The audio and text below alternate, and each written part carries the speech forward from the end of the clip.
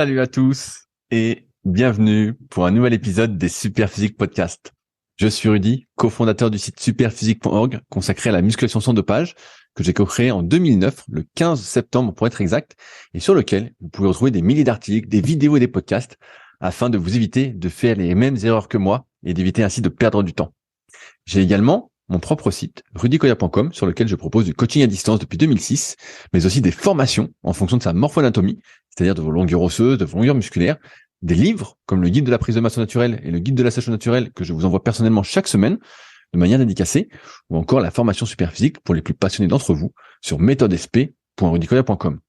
Aussi, vous pouvez retrouver sur le site Superphysique notre marque de compléments alimentaires destinée à améliorer la santé, dont de nombreux compléments sont bio, et notre application SP Training disponible sur tous les stores afin de vous permettre de savoir quoi faire à chaque séance avec notamment les fameux cycles de progression.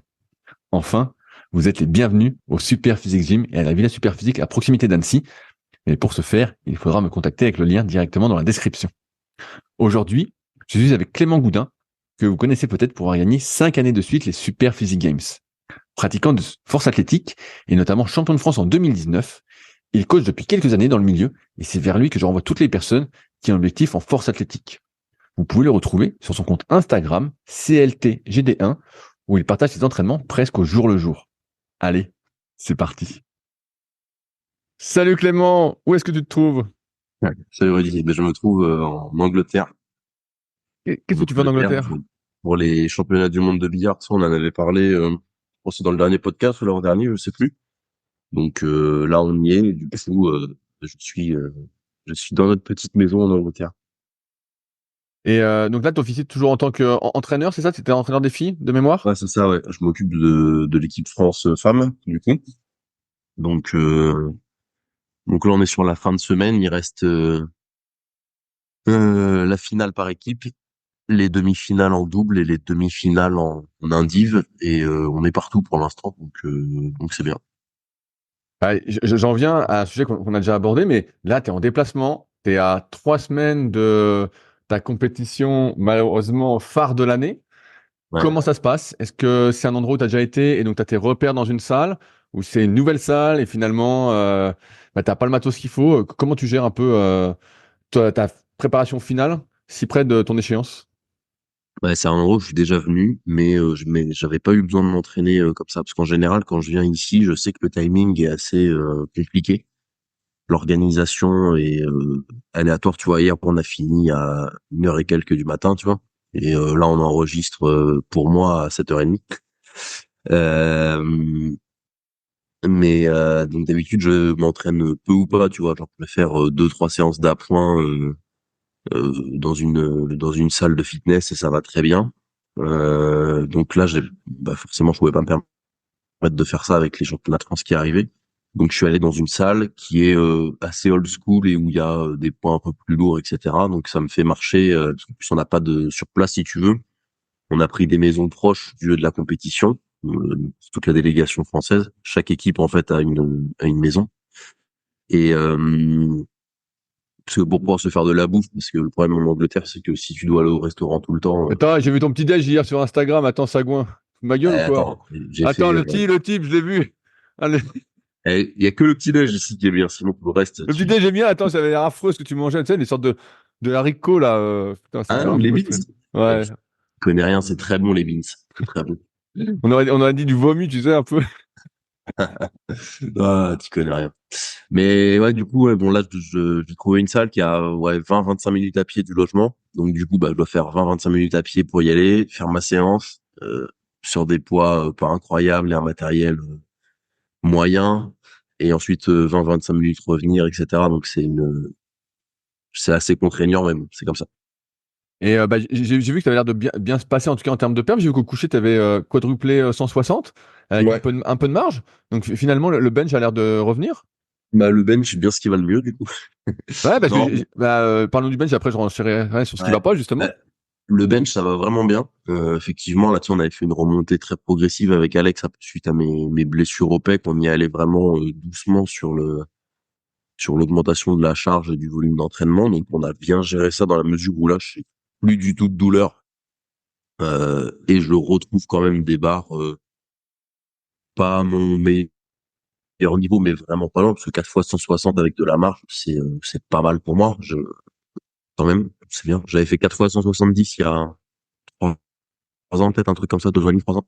Donc, je suis pas encore tout à fait là-dessus, mais j'en suis pas loin. Je pense que là, je vaut 370 dans ces eaux-là. Donc ça, c'est bien. En revanche, le soulevé de terre, le problème, c'est que j'ai dans la salle, il y avait pas de magnésie, rien du tout. Donc, pour faire ma single la semaine dernière, ça a été assez embêtant. J'avais fait une single à 2,77, mais bon, sans magnésie, c'est impossible de tenir la barre, ça glissait. Est-ce que t'as pas voulu mettre les sangles? Si, j'ai mis les sangles, mais le problème, c'est qu'avec les sangles, j'ai pas du tout les mêmes sensations. J'ai pas de vitesse au démarrage et du coup, j'arrive pas à bien faire mon truc. Parce que quand tu prends les sangles, t'as pas la même prise de main.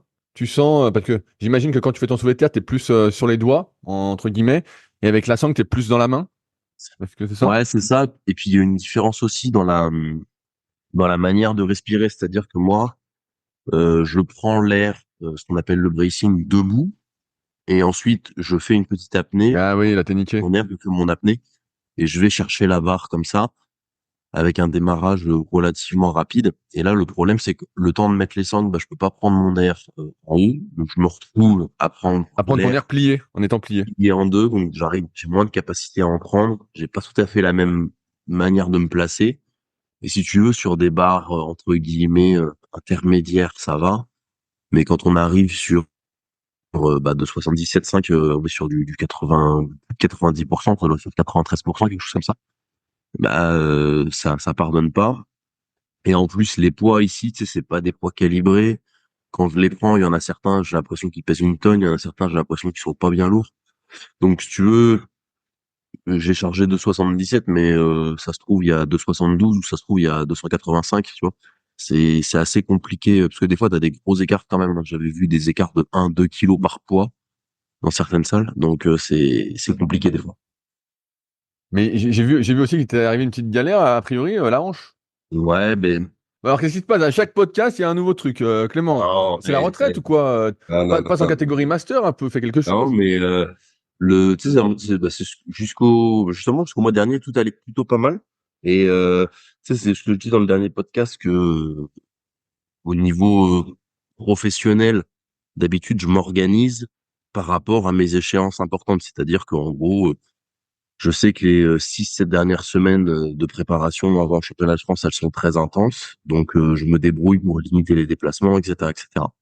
Et en fait, avec la modification de la date des championnats de France, puisque le championnat de France n'était pas prévu à cette date initialement, c'était prévu plus tard dans l'année. Ça a changé pour des raisons de salle. Sauf qu'au niveau pro, j'avais déjà tout calé.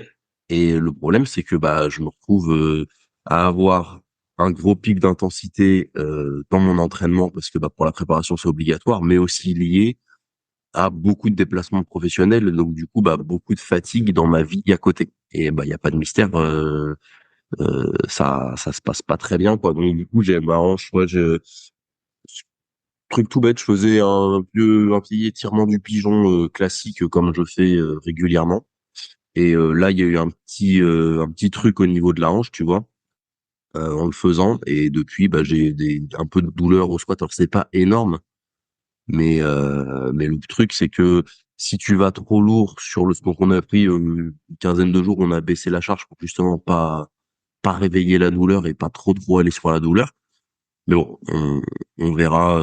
Mais là, ça commence à bien passer, à bien s'estomper, et on va revenir dans le bon timing. Mais si tu veux, c'est juste une petite inflammation de pas grand-chose. Mais une petite inflammation de pas grand-chose, ça te gêne 3-4 semaines. Et 3-4 semaines à ce moment-là, la prépa, c'est casse-pied.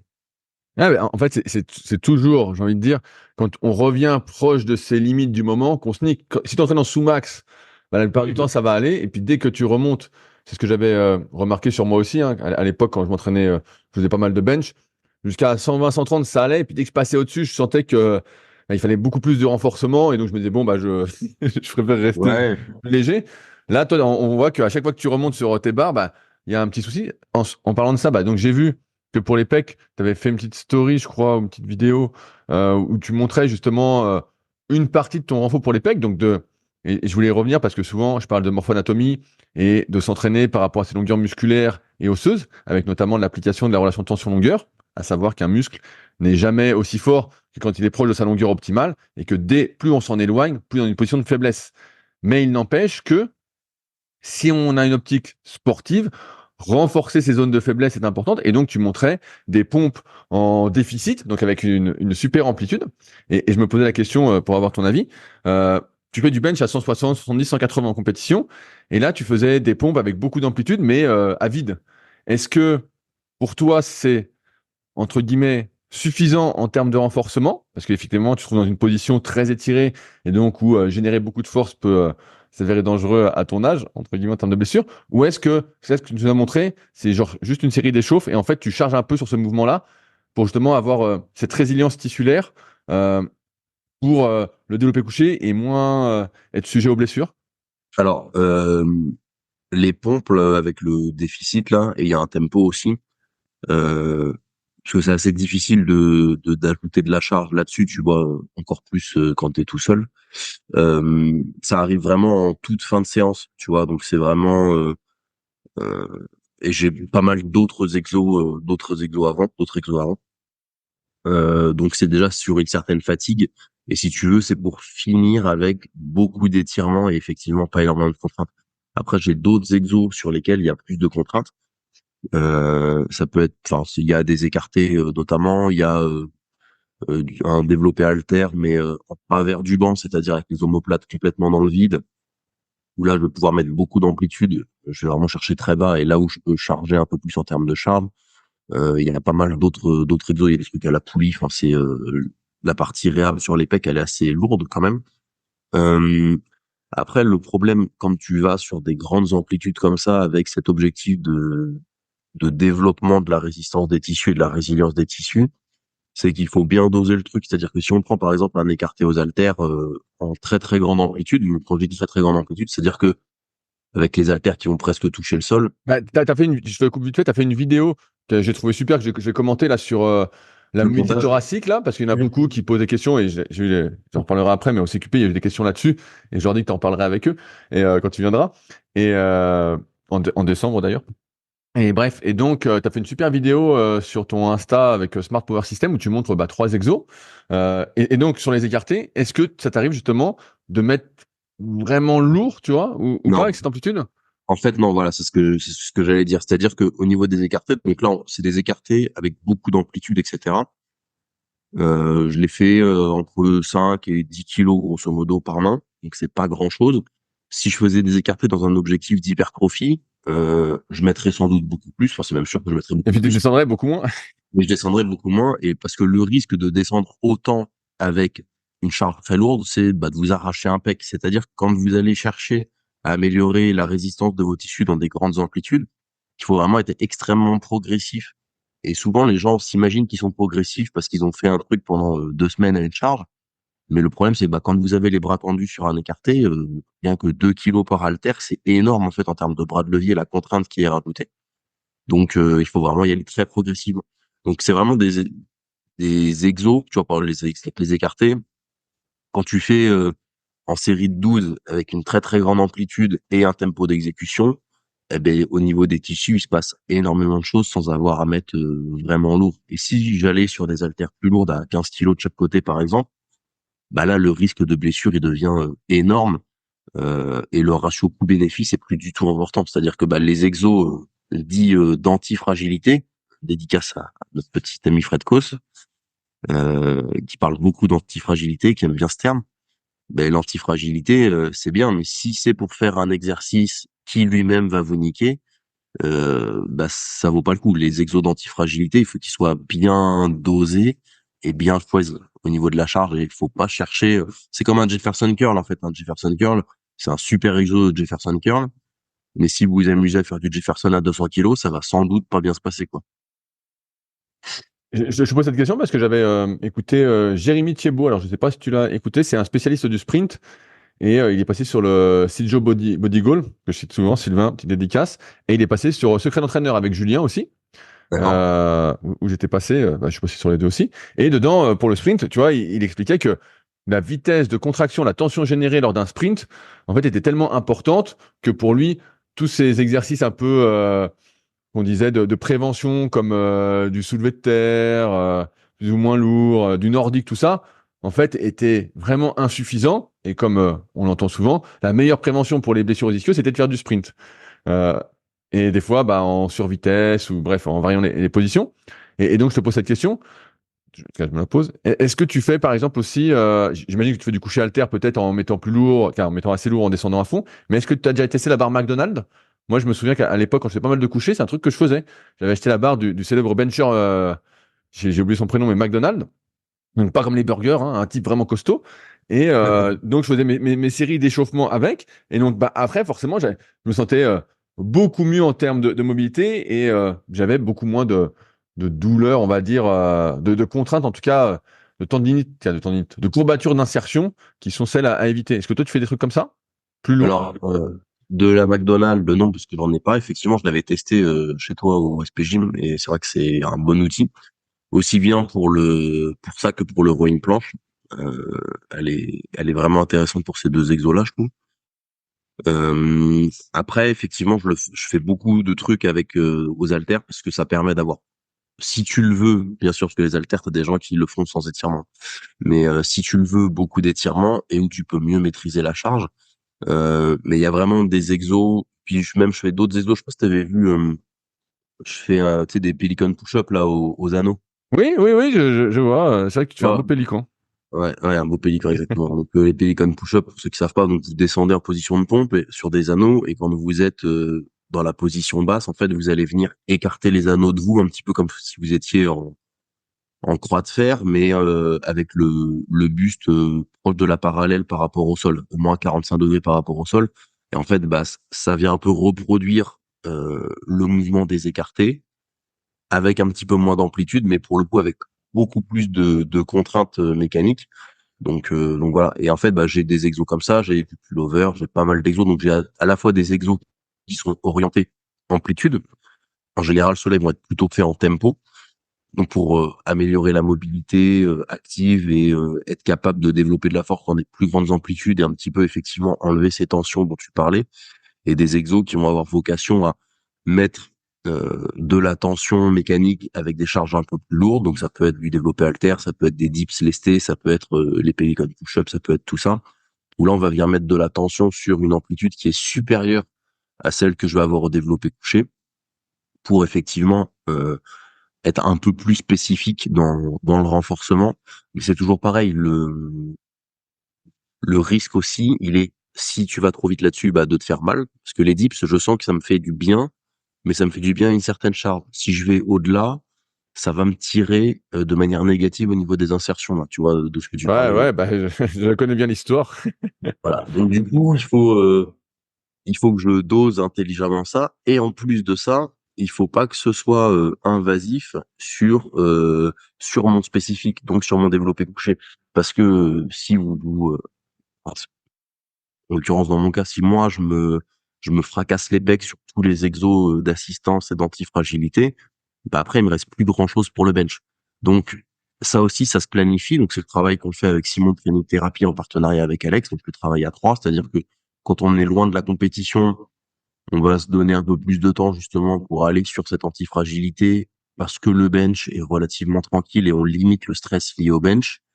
Et à l'approche de la compétition, on va plutôt avoir un petit peu le processus inverse, c'est-à-dire entretenir la partie antifragilité en réduisant un tout petit peu le volume dessus et parfois en fin de prépa l'intensité aussi.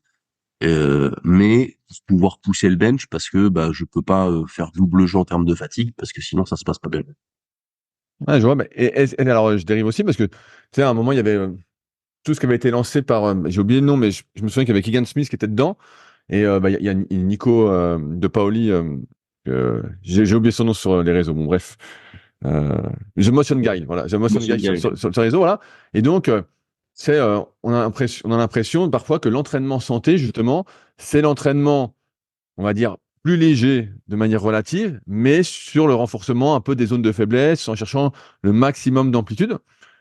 J'ai cette sensation que pour moi, c'est pas trop le cas. Il y a des fois, c'est, ça me fait, comme les dips, c'est un peu, tu vois, ça me fait plus de mal que de bien. On a tous notre charge à laquelle ça nous fait du bien en fonction de comment on est étiré. J'ai tendance à penser que plus on est étiré, plus on a des longs segments et plus on se retrouve rapidement dans des positions qui font pas du bien.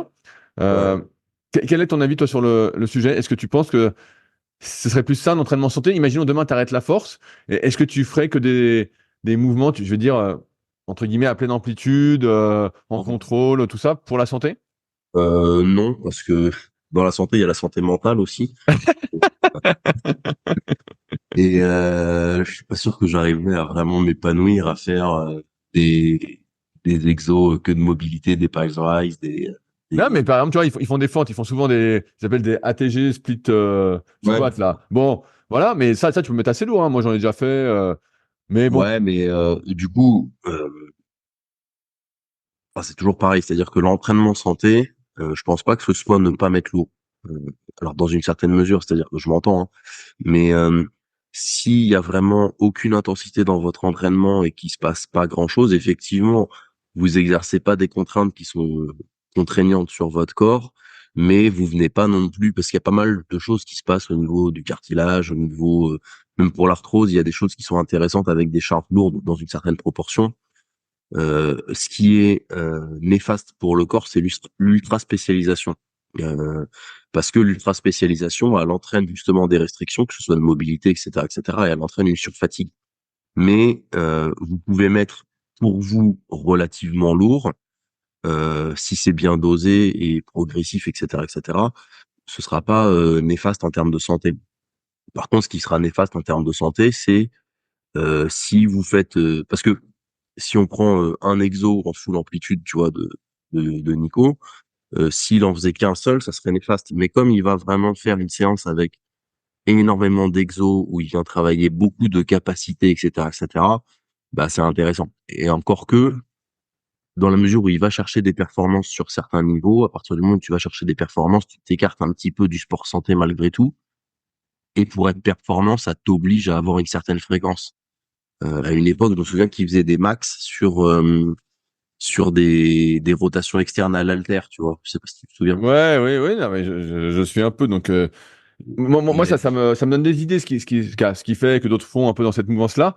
Et après, bah, je teste, comme je suis un bon testeur, j'aime bien tester les choses, tout ça. Et je me rends compte que, bah, il y a des grosses différences entre individus. ouais, mais en fait, le truc, c'est que, je sais pas, moi, Nico, bon, il a toujours fait que ça. Ou si on prend, mince, le cas de Maxime de Training Therapy, tu Ah oui, sais. oui, qui est devenu hyper souple. La Ouais, vraie tête pensante de training thérapie. Thomas, tu nous écoutes. D'ailleurs, je voulais faire juste des petites félicitations quand même. Je sais pas si tu as regardé leurs vidéos de triathlon, à Ouais, Thomas, c'est bien ce qu'ils Simon et leurs c'est associés. bien ce qu'ils ont fait. Et la vidéo, Ouais, elle est franchement, vraiment belle, hein. la vidéo est belle et bon, euh, quand même, fallait le faire. Ils se sont quand même entraînés, tout ça, et donc c'était quand même. J'ai regardé aussi, j'ai dit putain, bien joué quoi, quand même bien joué. Ouais, ouais, bien sûr. Parce que là, c'est pas un truc de Gugus. Voilà, Ah bah non, non, non, c'est pas non, un truc non. de Gugus comme certains peuvent faire. Là, c'était quand même pas mal, hein. Bah, ils ont fait une vraie prépa. En fait, ils ont fait un bon temps. Ils se sont donné les moyens. Et de toute façon, c'est ce qu'on avait dit. On en avait parlé dans un podcast, mais ils se sont donné les moyens et ils ont fait vraiment une très très belle vidéo. Je trouve en termes de montage, de qualité et tout, c'est un petit court métrage vraiment sympa, tu À mon vois. avis, ça mériterait le cinéma comme Inox Tag. Ouais, ouais, je dirais. Enfin, je l'ai pas vu Bon, le on peut le mettre sur mon documentaire. rétroprojecteur dans mon salon au moins. Ouais. Mais ouais, en tout cas, ouais, c'est une belle vidéo qu'ils ont fait. C'est vrai, je suis d'accord. Et donc, on en était, tu parlais de Maxime qui est hyper souple. Ouais. Bah, ils se sont pas inventés souples du jour au lendemain à faire des trucs en grande amplitude avec lourd du jour au lendemain. C'est-à-dire que ça s'est fait, mais de la même manière que moi, je me suis pas inventé à faire un squat à 270 du jour au lendemain, tu vois. J'ai mis, ça fait ouais, 15 ans que je m'entraîne, donc j'ai mis 15 ans à avoir un squat à plus de 270 kilos. J'ai mis pareil 15 ans à avoir un deadlift à 300 kilos. C'est c'est des choses et du coup bah moi je peux me permettre de faire certaines choses en termes de volume d'entraînement, de fréquence d'entraînement, etc., que des gens vont pas être en mesure de faire parce que ils ont pas ce bagage et cette assise. Maxime ou Nico, c'est des mecs qui font ça depuis bah, des années et des années et donc ils peuvent se permettre de faire des trucs que nous on pourrait pas se permettre. Et comme les charges paraissent en apparence pas très lourdes, sur certains trucs, on se dit ah bah nous moi je suis fort, je fais tant au développé couché, je fais tant au squat, je suis capable de faire ça. Mais en fait non, parce que c'est des amplitudes sur lesquelles on va jamais, sur lesquelles on n'a pas l'habitude d'aller, mais notre ego, le fameux ego masculin qu'on adore, tu vois, il se dit bon vas-y je vais mettre un peu plus lourd, et en fait on va beaucoup trop vite dans la mise en charge, et on peut se faire mal très très vite, parce que on se retrouve à mettre très très lourd dans une amplitude où on est très très faible et où on n'a pas du tout l'habitude d'aller. Donc forcément, ça peut pas bien se passer. Mais comme un mec qui fait de la muscu, qui fait un bras de fer avec un copain pour rigoler, Ah c'est ouais, bah, sûr. ça, on la connaît cette histoire. Moi, je me souviens de bras de fer mythique où après, t'as mal au coude pendant des semaines, Hein, quoi. c'est la tendinite au coude assurée, tu vois. Alors que les ferristes, bah ils sont tellement adaptés à ça, les mecs ils peuvent en faire pas toute la journée mais presque et pas avoir de douleur. Euh, C'est c'est parce que en fait bah le mec qui fait de la muscu, il est fort, mais dans cet acte, donc il va mettre beaucoup de contraintes quand il va faire son bras de fer, mais sauf qu'il va mettre beaucoup de contraintes dans un axe et enfin, où il est pas du tout habitué à aller et à exercer de la contrainte. Mais comme il est fort, il est capable de mettre beaucoup de contraintes. Donc forcément, ça se passe pas bien et vous pouvez choper une tendinite en deux bras de fer. Ouais, après, ce que je trouve toujours assez surprenant, c'est justement, souvent, on prend les exceptions en exemple. On voit des gars qui font justement ces entraînements, on va dire, en tout cas, qui mettent en avant leur entraînement d'hypermobilité avec charge, je vais appeler ça comme ça, et qui ont des physiques incroyables des fois. Mais je me dis, putain, mais c'est incroyable les types, les physiques qu'ils ont en faisant ça. Moi, je vois que si je teste, et comme tu l'as dit, comme c'est un processus long terme de devenir fort sur ces amplitudes, vraiment, bah, en fait, pendant des mois, des années, tu fais de la gnognotte, quoi, entre guillemets. Même si c'est difficile, musculairement, vu que tu es loin, encore une fois, de ta longueur optimale, en fait, tu développes de la force, mais beaucoup moins que ce que tu pourrais, et donc les gains musculaires, en théorie, sont moins importants. Et pourtant, il y en a qui s'en sortent très très bien avec ça, et qui sont parfois pris en exemple. J'ai encore eu, bah, là, comme tu le sais, je sors de ma session de 10 jours de CQP, où j'ai donné 3 jours de cours, où ça s'est beaucoup passé à la Villa Super Physique pour les cours théoriques et pour la pratique au Super Physique Gym. Et donc, j'ai un de mes élèves, je sais plus lequel, qui m'a dit oui, j'ai entendu que plus on avait d'amplitude, mieux c'était pour prendre du muscle. Les études démontraient ça, tout ça. Et donc, bah, en lui expliquant un peu la morphoanatomie, en lui montrant, voilà, on s'est tous analysés, ils ont pu voir les différences, effectivement, que c'était pas le cas. Euh, Tu vois, il y a un peu cette idée reçue que plus j'ai d'amplitude, mieux c'est pour les muscles, alors que des fois, quand tu es vraiment très très étiré, tu peux développer peu de force. Et je trouve ça très peu ludique comme entraînement. Et donc pendant des années, bah, tu fais pas grand-chose si tu pars vraiment de loin, tout en sachant que peut-être tu n'arriveras pas à faire ça à la fin. Et j'aime bien le bouquin Milo, je sais pas si tu l'as, Rebuilding Ouais. Milo, Ouais, il qui est est, génial. qui est vraiment un super bouquin que je recommande à tous mes élèves à chaque fois. Je dis prenez-le, prenez-le. Je l'ai lu, mais il faudrait que je le relise tellement il est vraiment, c'est vraiment un super bouquin sur les différences, les tests. Bon, bref, il est super. Et donc, je suis toujours très surpris de ces physiques-là parce que c'est une voie alternative qui peut fonctionner, un peu comme l'entraînement au poids de corps chez certains, ou le streetlifting chez certains qui font juste 4 mouvements et qui ont des physiques de fou, et qui, pour la plupart des gens, en fait, bah, donnent pas grand-chose en termes de physique. Ouais. En fait, des fois, ça reste. En fait, quand tu es doué, tu prends de partout, tout gonfle. Et puis quand tu es moins doué, ce qui est le cas de la plupart, vous nous écoutez, c'est bien pour une raison, hein, et bah, souvent, il faut être je veux dire, plus basique et moins aller dans la recherche de petits hacks et astuces, même si c'est sûr que c'est beau à voir, hein. Moi aussi, quand je vois de l'haltéro, par exemple, je me dis, waouh, c'est magnifique. Puis quand j'ai fait un peu d'haltéro, je me dis, ouh là là là là, putain, avant que j'y arrive, est-ce que je vais y arriver? Enfin bon, j'ai vu la galère, je dis, bon, bah moi, ben, ça va pas être l'haltéro, mon truc, c'est sûr. Le plaisir, le côté ludique va disparaître, quoi.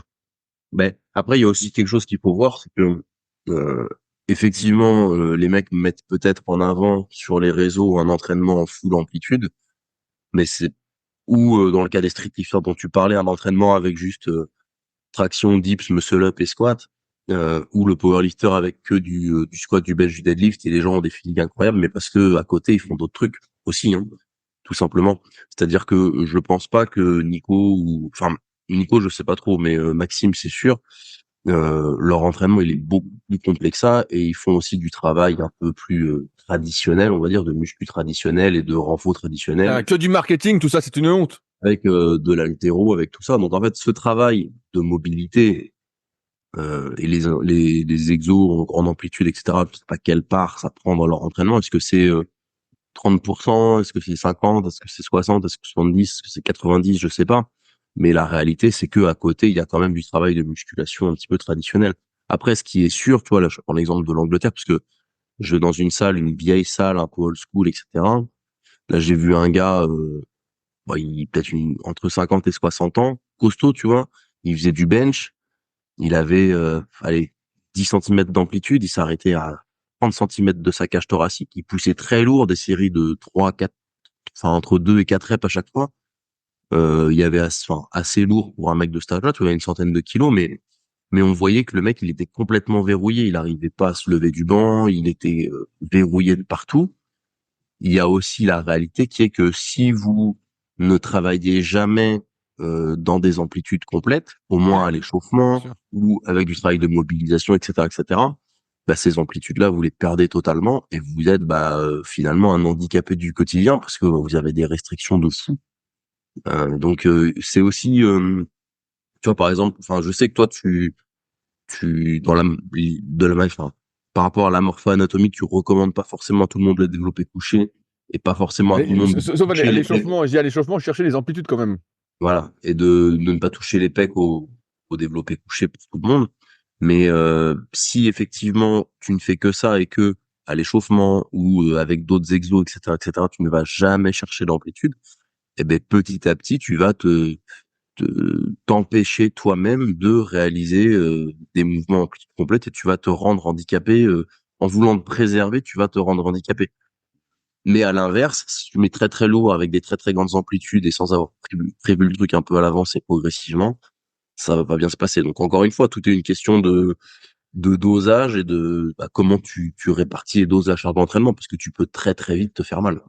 Bah, en parlant de ça, j'ai justement, comme beaucoup le savent, je fais des coachings premium à Annecy, dans ma salle, le Super Physique Gym. Et donc, c'est des gens qui viennent pour se faire analyser d'un point de vue morpho-anatomique, mais également, j'analyse toutes les capacités de mouvement, les préférences musculaires, donc un truc un peu que j'ai codifié aussi, que je montre partiellement pour l'instant en public. Et suite à ça, bah, je fais un programme personnalisé, un programme de mobilité personnalisé. Voilà, c'est vraiment pour ceux qui veulent progresser, avoir un truc vraiment perso. Et il y a quelques semaines, j'ai vu Stéphane. Donc Stéphane, il est venu, c'est un jeune vieux, il a la quarantaine. Et en fait, Stéphane, bah, justement, il a pas mal, il avait des muscles courts, tout ça. Et donc, bah, il faisait beaucoup d'amplitude partielle. Et en fait, il en est arrivé à un point où tendre le bras était compliqué. En fait, à force de faire les biceps sans tendre le bras, quand je disais Mm. tends les bras, il pouvait pas tendre les bras complètement. Il y avait un côté, c'était plus flagrant que l'autre. Il pouvait pas tendre le bras. Et donc, je lui ai dit, à mon avis, tu as plus grosse marge de progrès. C'est pas le programme de muscu, c'est vraiment déjà de refaire tes mouvements à pleine amplitude, au moins sur les séries d'échauffement. Parce que là, rien que de tendre le bras, je donne un exemple, au curl pupitre avec 6 ou 8 kilos, bah, ça lui tirait partout en fait. C'était hyper désagréable. Alors que ça, pour moi, c'est vraiment la base. L'échauffement, c'est fait pour, je caricature, mais se détendre. Au moins avoir l'amplitude. Et après seulement, on y va. Après seulement, on peut envoyer la sauce, adapter l'amplitude. Mais il y a cette base de laquelle on peut pas se passer parce que sinon, comme tu le dis, on finit par ne plus pouvoir bouger. Et là, il pouvait plus tendre les coudes. Je me souviens d'un autre gars à ma salle, on appelait Bilbon, pareil, qui était à fond dans le partiel, qui voulait plus faire de complet, tout ça. Et on voyait, il bougeait de moins en moins. Alors, je sais pas ce qu'il devient depuis, j'espère qu'il refait un peu plus d'amplitude. Mais c'est vrai qu'il y a toute une nuance à apporter entre les vraies séries de travail, le contexte, quel est notre niveau. Pour moi, un débutant n'a pas besoin d'adapter spécialement les amplitudes. Il doit déjà essayer de bien faire les mouvements en contrôle, voilà, avec le plus d'amplitude qu'il peut, en contrôlant, en fonction de ce qu'il ressent aussi, hein, adapté. Et progressivement, on va aller vers cette personnalisation sur les séries de travail et sur le choix des exercices et des amplitudes. Mais avant ça, l'échauffement doit permettre au moins de maintenir une certaine mobilité générale, sans quoi, bah, comme tu l'as dit, tu deviens handicapé en fait et tu ne peux plus bouger. Et moi, pareil, là, j'avais perdu un peu mon extension de hanche quand je faisais plus de soulevé de terre. Et je sentais, putain, j'étais raide des ischios. Pour ceux qui savent pas, bon, je fais rapide. Il y a toute la rubrique anatomie sur Superphysique, hein. Je vous invite à la voir. C'est la première rubrique que j'ai fait, qu'on a lancé le site en 2009, et c'est toujours d'actualité parce que l'anatomie, il y a eu quelques petits changements, mais bon, je pense que les bases restent les bases. Et, et donc, votre position de bassin, en fait, ou même votre mal de dos peut provenir euh, d'un manque d'équilibre, de force, de souplesse, de mobilité, de force, des muscles qui régulent, entre guillemets, la position du bassin. Et en fait, mes ischios étaient devenus tellement il manquait tellement de souplesse et de force qu'il ne se laissait plus étirer et j'avais perdu, tu sais, ce mouvement de hinge, de recul des Mmh. fesses au moment du soulevé de terre, quoi. Et donc, bah là, j'en refais un peu. Donc, sans trop forcer, hein. Je vais pas me lancer dans une carrière de power, j'aimerais pas te faire de concurrence. Mais, et donc, j'en refais un peu, sans trop forcer pour moi, ce qui peut sembler lourd pour certains, mais bref. Et donc, bah, forcément, j'ai regagné cette amplitude. Et bah, forcément, j'ai le dos qui commençait à être un peu raide, tout ça, bah, qui est plus du tout raide, quoi. Parce que j'ai regagné ce mouvement-là que je n'avais plus. Donc, Le, le, le truc, il est toujours dans la répartition au niveau de notre temps. C'est-à-dire que pour bien faire, il faudrait tout faire. C'est-à-dire qu'il faudrait bouger et se renforcer dans toutes les amplitudes, etc. Et tu te rends compte que t'as pas le temps parce que t'as que 3 séances ou 4 séances ou t'as un objectif de performance ou je sais pas quoi. Donc tu vois, tu me posais la question si j'arrêtais le power, qu'est-ce que je ferais? Je pense que je garderais les mouvements squat, bench, deadlift, mais pas à la même fréquence parce que j'en aurais pas besoin. Et après, je mettrais beaucoup plus de variété de mouvements. J'essaierais de réintroduire beaucoup pour le coup d'amplitude de mouvements en grande amplitude sur le principe un peu de ce que fait Nicolas. Mais allez, ça représenterait peut-être quoi, 20-30% de l'entraînement, pas plus. Tu vois, tu mets un exo ou deux en échauffement, un exo ou deux en renfort en fin de séance, et puis après t'as un corps de séance entre guillemets normal. Et pour rebondir sur ce que tu disais sur les pertes de mobilité, moi je le vois très bien avec les BP à qui je fais faire l'haltéro et qui ont une pratique de la musculation, mais une pratique que sur machine ou presque. C'est-à-dire que les machines, souvent, elles sont conçues pour être un peu confortables et que vous fassiez pas mal, mais en fait, vous allez rarement sur des amplitudes complètes. Si on prend par exemple la machine à épaules, bah, vous poussez un petit peu vers l'avant et vous allez jamais travailler votre extension thoracique et le fait d'avoir une charge réellement au-dessus de la tête, c'est un petit peu en avant de la tête. Et quand vous faites beaucoup, bah, cette machine-là, vous devenez fort dans une amplitude restreinte. Et bah après, vous pouvez plus rien mettre au-dessus de la tête et vous êtes complètement verrouillé au niveau thoracique et au niveau des épaules. Et le fait de multiplier les machines et de faire beaucoup de guidés et très très peu de charges libres, parce qu'une charge libre vous impose une certaine amplitude, alors que une charge guidée, bah, contribue à la réduction d'amplitude et contribue à l'augmentation de votre handicap. Donc, votre entraînement, il doit être conçu intelligemment. Puis, bah, c'est toujours pareil. Si vous forcez énormément sur des mouvements partiels et que juste vous faites une série ou deux d'échauffements en amplitude complète seulement, avec très léger, bah, en fait, ça suffira pas à contrebalancer tous les mouvements partiels avec des amplitudes vraiment trop réduites que vous allez faire à côté et vous allez quand même vous rendre handicapé. ouais, c'est pour ça que plus on fait un entraînement, j'ai l'impression, de type machine, bodybuilding, tout ça, vraiment très orienté, voilà, prise de muscle à tout va, ce qui peut, à mon avis, correspondre à quelqu'un, voilà, qui a des objectifs de compétition. Et encore, comme on l'a dit, la compétition, c'est pas la santé, mais sinon, moi, je suis quand même pour le maintien. Et des fois, j'ai des remarques sur le Super Slim où les mecs me disent: ah, mais il n'y a pas de machine pour ci, il n'y a pas de machine pour ça. Je dis oui, mais en fait, moi, je suis plutôt un adepte de ce que j'appelle la musculation super physique, c'est-à-dire un compromis entre justement la performance, mais aussi bouger, quoi, être capable, et donc d'où l'utilisation de poids libre, en fait. Quitte, effectivement, à être moins musclé. Et quand je dis moins musclé, c'est pour atteindre les 100% de son physique, hein, pour atteindre les 80 ou 85%, qui sont déjà un très bon niveau pour la plupart, et bah, ça suffit largement et c'est très bien. Et ça maintient justement cette capacité de mouvement, cette liberté de mouvement qu'imposent les poids libres. Tu parlais par exemple du développé épaule. Moi, je suis pas très fan de ça. Ça peut m'arriver d'en faire, mais pas souvent. Mais en fait, quand on le fait avec haltère ou avec barre, il y a toujours cette notion un peu d'équilibre, de proprioception, de co-contraction, de coordination, qu'on a beaucoup moins, enfin, qu'on n'a pas du tout avec une machine à développer assis, par exemple, et qui va permettre de maintenir une certaine liberté de mouvement, en fait, même à vide. Or, si on le fait plus, bah, après, on perd complètement le truc. Et quand on fait ça, bah, en fait, ça implique de faire, et on en avait parlé avec Fabrice dans un récent podcast, je sais plus, il y a peut-être 2-3 mois, en fait, de faire plein de choses en dehors de l'entraînement Mmh. pour justement reacquérir cette liberté de mouvement, en fait. La musculation bien faite, c'est un programme de mobilité en dehors de problèmes ou de pathologies ou de petites douleurs. C'est déjà un programme de mobilité quand c'est bien fait. C'est déjà un maintien de votre capacité à bouger. Mais encore faut-il au moins faire, on va dire, les bons exercices, au moins en échauffement. Bon, l'échauffement est souvent bâclé malheureusement, mais au moins l'échauffement. Et si ce n'est ensuite directement durant la séance, si ce sont des exercices qui vous correspondent d'un point de vue prise de muscle. Mais on pourrait imaginer un échauffement. Moi, mon échauffement, c'est un peu ça, hein. C'est je fais du pullover à pleine amplitude, je fais des écartés comme tu fais, voilà. Je vais faire des tractions scapulaires, je vais faire du squat à vide, je vais faire des fentes, je vais faire des extensions nuque pour les triceps, du curl incliné, plein d'exercices qui en fait qui m'étirent, mais qui fait en contrôle maintiennent en fait une certaine capacité de mouvement qui en plus échauffe. Donc, je crois que j'avais mis des exemples justement de circuits d'échauffement sur mon site rudicoya.com. Si vous tapez échauffement musculation Rudy, vous tomberez sur mon article que j'avais fait notamment pour mes élèves BPGEPS et CQP à l'époque comme support de cours. Je mets mes supports de cours gratuitement sur le site, je suis sympa. Et rien que ça, ça peut déjà vous aider grandement sans vous faire perdre de temps ou l'obligation de rajouter des séances en dehors de vos séances. Et j'ajouterais juste la variété de mouvements, c'est pas forcément que à l'entraînement en musculation, ça va être dans d'autres activités potentielles. Moi, je sais que depuis que je fais un peu de vélo et un peu de course à pied, ça m'a fait pas mal de bien en termes de mobilité. Le vélo m'a fait énormément de bien sur ma rotation interne de hanche que j'avais un petit peu perdue. Et la course à pied me fait énormément de bien au bas du dos. Ça me détend beaucoup le bas du dos, le fait d'être en extension et d'avoir en extension lombaire et d'avoir des rotations de bassin en extension lombaire. Ça me fait énormément de bien au bas du dos. J'ai beaucoup moins de tension au bas du dos avec la course à pied. Donc, encore une fois, à doser. Moi, je nage très peu, mais quelqu'un qui sait nager, ça peut être très bien pour lui, pour la mobilité, ou faire de l'escalade, ou faire différentes choses.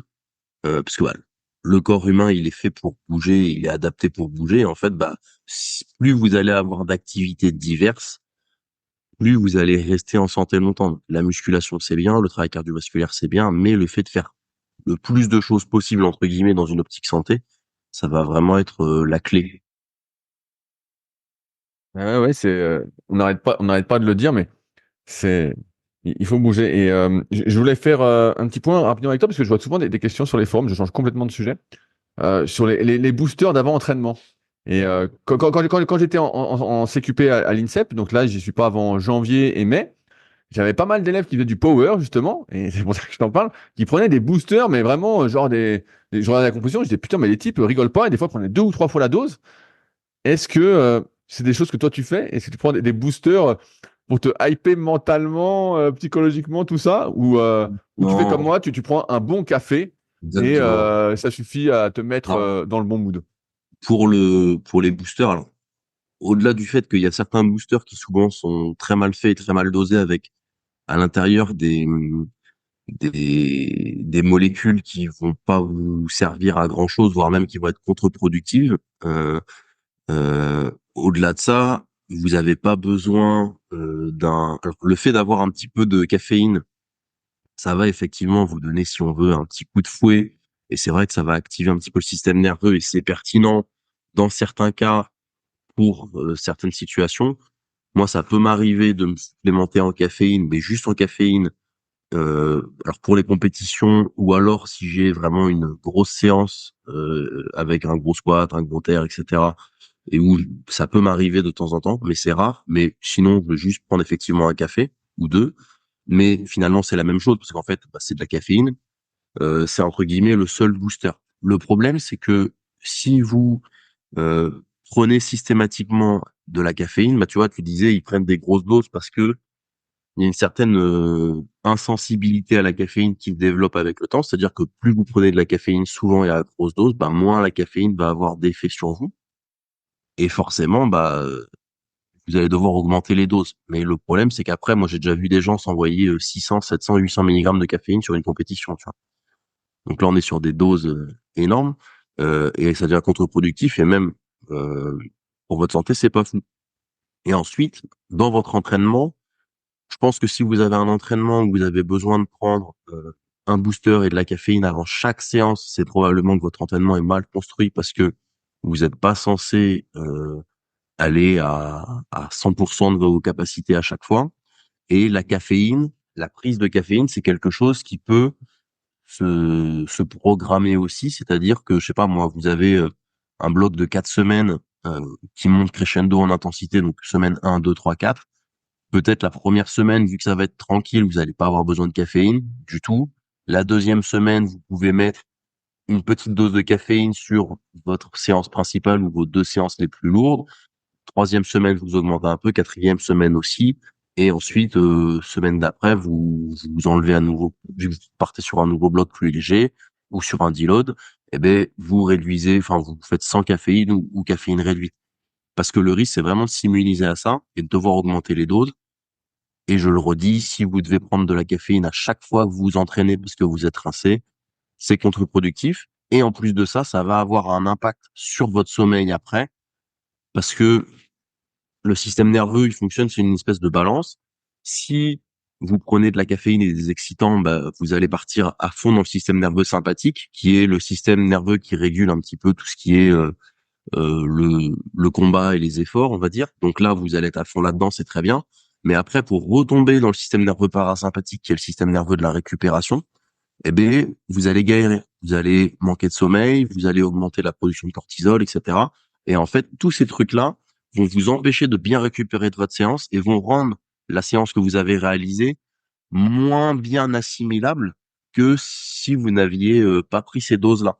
Donc, c'est pour ça il faut trouver un équilibre entre, OK, je prends peut-être un petit truc pour me mettre un coup de fouet et me secouer, faire une vraie bonne séance, mais sans que ça ait un impact trop négatif sur ma récupération et mon après-séance, notamment pour les gens qui s'entraînent le soir. Oui, alors je complète ce que tu as dit. En fait, dans le corps, c'est ce que j'explique souvent, c'est que c'est une histoire de récepteurs. Et j'ai justement fait un podcast un peu vérité avec Pierre Le Sueur qui sort d'ici une semaine, 10 jours sur le dopage. Il raconte comment il se dope, les trucs qu'il prend, tout ça. Et bref, et ce sera exactement l'illustration de ça. C'est que dans le corps, tout est récepteur. Quand on prend de la caféine, c'est, je caricature, presque similaire à de l'adrénaline, et donc ça va activer les récepteurs adrénergiques. Or, un récepteur, on dit que ça peut se saturer. En fait, à force de prendre, à force d'activer, on devient moins sensible. C'est comme si quelqu'un vous pincez tous les jours, puis à un moment, vous sentez plus qu'on vous pince. Voilà, vous le sentez de moins en moins. Et c'est la même chose avec beaucoup de substances qu'on peut retrouver dans les boosters. Alors, pas toutes, évidemment, hein. Si c'est de la bétalanine, il y a beaucoup moins ça. Mais même avec de la citrulline, voilà, la caféine, tout ça. En fait, au bout d'un moment, on s'habitue et on devient de moins en moins sensible. C'est pour ça que, comme le disait Clément, si on en prend tout le temps, on est sans arrêt en train de devoir augmenter les doses pour ressentir un effet. Il y en a qui se foutaient de ma gueule aussi là parce que moi je fais des faux cafés comme j'explique. C'est je mets quand je fais du café soluble en tout cas la plupart du temps, je mets une mini Café cuillère à soluble? café. Du café soluble, ça n'existe pas le café soluble, c'est pas du café ça? Bah, c'est du faux café, mais bon bref. Ah, Moi ça me suffit très bien, ça me suffit très bien. c'est imbuvable. Alors là, Rudy, Et moi j'appelle ça du jus de chaussette. Moi je fais du jus de oh, chaussette et en fait ça me suffit largement. Je mets une mini cuillère dans une grande tasse. Vous avez déjà vu mes tasses.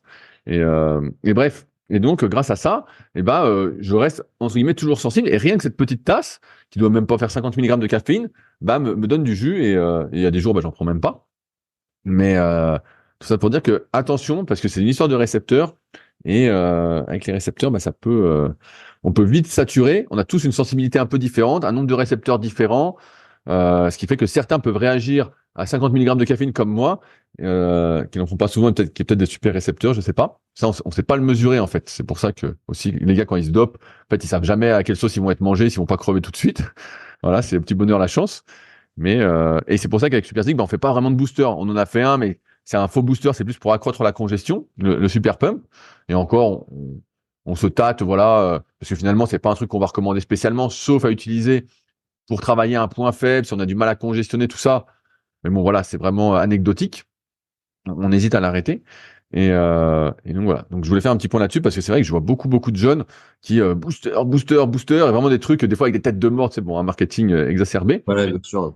Et je me dis, waouh, putain, c'est complètement fou, quoi. Ouais, et puis pas forcément utile.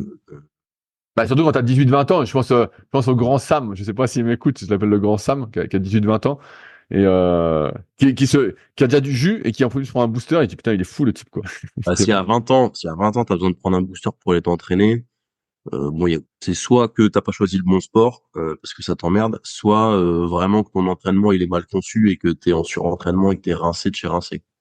Ouais, ou des fois, tu sais, tu crois que le booster moi, j'ai connu la mode du NO Explode de BSN à l'époque, quand Mm. Coleman était à son top, sponsorisé tout ça, et les mecs ne juraient que par ça. C'était le NO Explode, il fallait ça, il fallait ça. Les mecs en prenaient en muscu, mais aussi, je me souviens, au foot US, quand j'entraînais, ils en prenaient aussi. Dans beaucoup de sports, ils en prenaient, ils disaient, ouais, il faut prendre le NO Explode avant la séance, avant le match. Et les mecs se hypaient, se disaient, putain, on va tout casser avec ça, et ils y croyaient, Ouais. comme beaucoup de choses qui sont une histoire de croyance, tu vois, il y avait ce truc-là.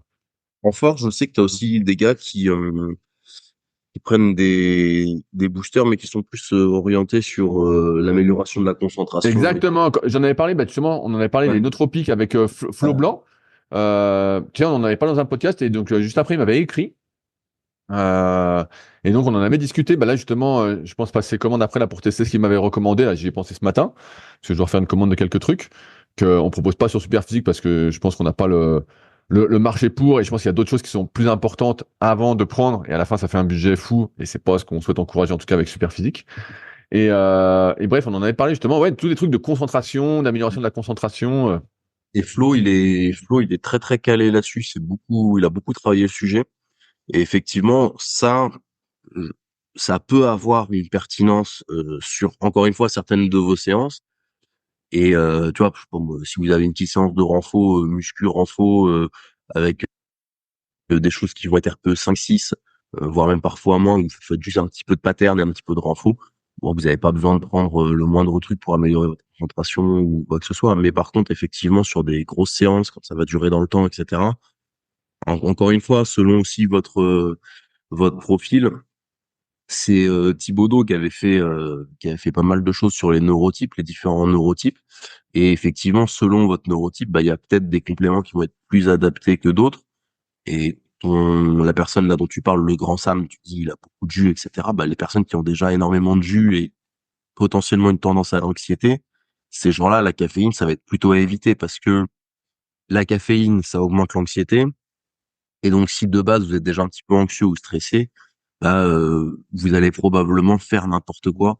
Donc, il faut trouver, pour être performant, donc là je parle de force, mais pas forcément de musculation traditionnelle, mais vous allez devoir trouver le bon équilibre entre l'excitation et la concentration, puisque si vous êtes trop concentré, pas du tout excité, vous aurez pas de jus, et si vous êtes trop excité et pas du tout concentré, bah vous allez en foutre partout, et du coup vous aurez pas la technique efficiente comme il faut. Donc il faut vraiment trouver un juste équilibre entre ces deux notions-là.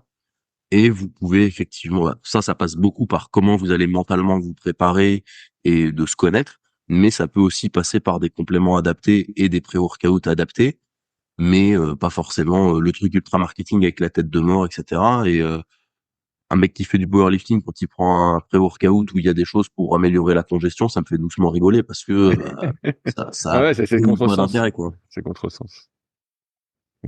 Je vais finir avec un dernier truc rapide parce que je vois que l'heure tourne et ça va être l'heure pour moi de filer. Je voulais faire un petit point sur le CQP. Je sors lundi une vidéo sur une partie de ce premier rassemblement sur ma chaîne YouTube, donc Rudy Koya, bah, sur laquelle peut-être vous écoutez le podcast. Euh, et donc, bah, ça s'est hyper bien passé. C'était vraiment, et j'en reparlerai, je pense, avec Fabrice la semaine prochaine, mais vraiment cette optique premium. Je fais des retours avec les élèves pour savoir voilà ce qu'ils en ont pensé, s'il y a des choses à améliorer ou pas. Pour l'instant, on est quand même pratiquement sur un sans faute. Forcément, ça peut pas être parfait dès le début, mais j'ai eu beaucoup de messages qui me disaient vraiment, c'est vraiment premium, c'est vraiment ce qu'on était venu chercher. J'organise une deuxième promotion en mars et j'en parle maintenant, et alors qu'on est qu'en octobre, parce que j'ai énormément de demandes sans avoir fait de pub. Il y en a beaucoup, il y a beaucoup de personnes qui m'ont écrit pour me dire voilà, quand tu fais une deuxième promotion, est-ce qu'en 2025 tu connais les dates, tout ça? En mars, il y aura une deuxième promotion avec des tests d'entrée le 22 février. Donc, il faudra venir à Annecy pour les tests d'entrée, qui sont un peu bidons, mais voilà, au moins, il faut venir pour les faire. C'est obligatoire. Et ensuite, il y aura les rassemblements. Donc, pour ceux qui m'écoutent, du 17 au 26 mars, premier rassemblement. Ensuite, du 28 avril au 6 mai pour le deuxième rassemblement. Du 16 au 24 juin pour le troisième rassemblement. Et les examens auront lieu le 30 juin, du 30 juin au 3 juillet. Euh, Si ça vous intéresse, donc je vous le dis maintenant, écrivez-moi. Il y a les liens pour me contacter dans la description. Parce que là, j'ai pas encore fait le compte. Je vais le faire, je pense, semaine prochaine. Je pense que j'ai déjà plus de 20 préinscrits. Et comme vous le savez, peut-être, j'en ai pas mal parlé dans mon article CQP IF, que je vais compléter prochainement aussi, avec des vidéos des intervenants, des photos, bref, tout ce que j'ai pu faire comme contenu. Euh, J'essaye d'avoir 15 personnes maxi. Donc ceux qui vont se réveiller genre en janvier, ce sera pour septembre ou octobre, la prochaine promotion. Je vais en faire 2 par an, pas plus. Donc voilà, s'il y en a qui sont vraiment intéressés, c'est maintenant qu'il faut se réveiller, parce qu'après ce sera trop tard et je prendrai pas 20 personnes. C'est pas du tout mon objectif, comme je l'ai dit. Mon but, c'est vraiment de rester dans le qualitatif, dans l'humain, dans des petits groupes où les gens peuvent se fédérer, avoir de l'émulation collective, tout ça. Bien sûr, si je prenais 20 personnes, je gagnerais plus d'argent. Si j'en prenais 25, gagnerais encore plus. Mais c'est pas du tout le but. Le but, c'est de former encore une fois la crème de la crème, les meilleurs des meilleurs. Et donc à ce sujet, Clément vient en décembre. Vient en décembre pour je crois la force. Je crois qu'il a quelques trucs à partager. Puis on a le terreau. Il est pas si mal aussi. Il faisait que 150 à l'épaulé, mais bon, il peut quand même venir. Et 155. Ah, pardon. 5 kilos, ça change tout.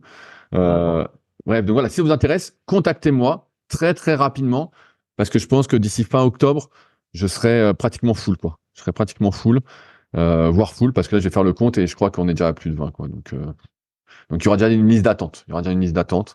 Donc voilà, après vous pouvez la liste d'attente, ou sinon faudra attendre, ou alors allez vous former dans un autre un autre lieu, comme Paris, il y a l'INSEP avec Aurélien, avec qui je suis associé. Il y a Nice qui va faire que le week-end. Il y aura Annonay, il y aura Montpellier, il y a Rouen. Mais là, ce coup-ci, c'est pas moi qui suis en charge complètement du programme, même si c'est un super programme. À chaque fois, il y a Aurélien qui intervient, j'interviens, il y a Olivier Bollier, il y a Didier Reis, il y a Thibaut Soubera, donc à Annonay. J'ai vu son casting à Thibaut, c'est assez costaud aussi, hein, c'est du balèze. J'ai pas encore vu pour Montpellier avec David, mais je pense que ça va être énorme aussi. Bref. Moi, je vais à Montpellier déjà. Je sais pas qui sont les autres intervenants. Voilà, moi non plus, je sais pas encore. David m'a pas encore communiqué le truc. Mais bref, sinon ce sera un autre endroit, ce sera qualitatif aussi, mais ce sera pas ce que moi je fais, ce que j'essaye de faire. Même si j'ai hâte de voir ce que vont proposer les autres, tout en sachant que j'ai vu Thibaut là, il nous a envoyé la liste d'intervenants hier, tout ça là, j'ai vu, et je me dis oh putain, je me dis c'est balèze aussi. C'est où, je crois? C'est Annonay. D'accord. Donc je crois que c'est pas loin de Lyon-Valence, quelque chose comme ça, mais j'ai pas regardé. D'accord. Et donc ça m'a l'air costaud aussi. Bon bref. Sur ce, on s'arrête là donc pour aujourd'hui. N'hésitez pas comme d'habitude à réagir dans la partie commentaires, à vous abonner pour ne pas louper les prochains épisodes, que ce soit avec Clément, avec Fabrice, avec June, que ce soit sur une application de podcast ou sur YouTube.